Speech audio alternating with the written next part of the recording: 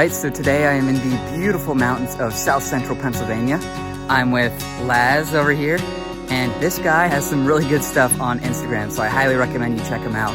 And today he's showing me a few different spots here. He says that this is some pretty good habitat for smooth green snakes, so hopefully we'll find one. But yeah, lots of good stuff in store for today.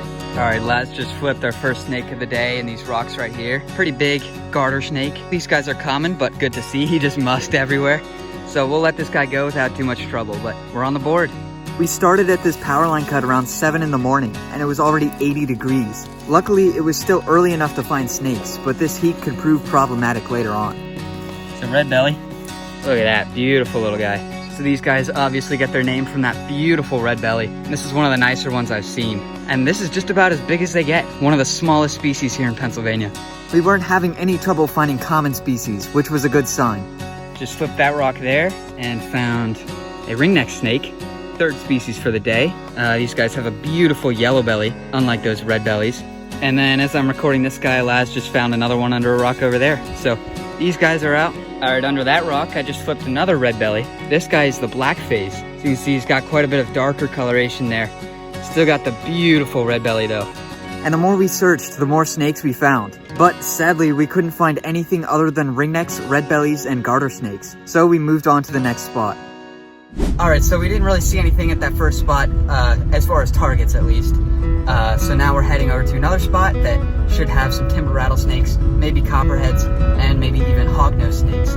So any of those would be pretty awesome to see. All right, so we climbed up this mountain here, and now we're in some pretty good timber rattlesnake habitat. You can see it's pretty rocky up here. Looks like some good stuff, so we're gonna see if there's anything out basking. Normally this habitat would have piles of rattlesnakes out basking in the sun, but it was already well into the 80s, and this heat was not doing us any favors. All right, so we've got a couple timbers down here. I'll try to get you guys a bit of a look.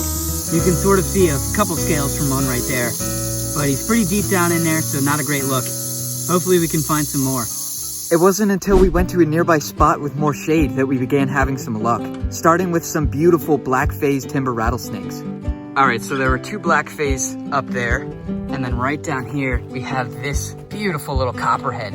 Look at that. And then right up here, we have this gorgeous yellow face. That is one of the most beautiful rattlesnakes I've seen this year. And then right up there, another black phase. So definitely some rattlesnakes at this spot.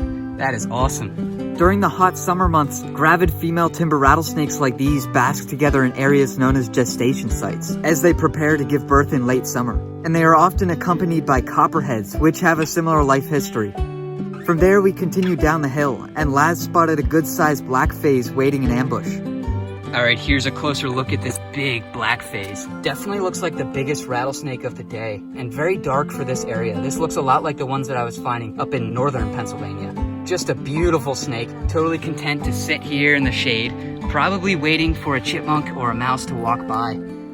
By the time we finished up at that spot, the temperature was closing in on 100 degrees Fahrenheit, which made it pointless to continue. So with that, I hope you learned something from this video, despite the uncooperative weather. Laz and I definitely plan to get back out there in the near future, so make sure you stay tuned for that. I hope you enjoyed, and thanks for watching.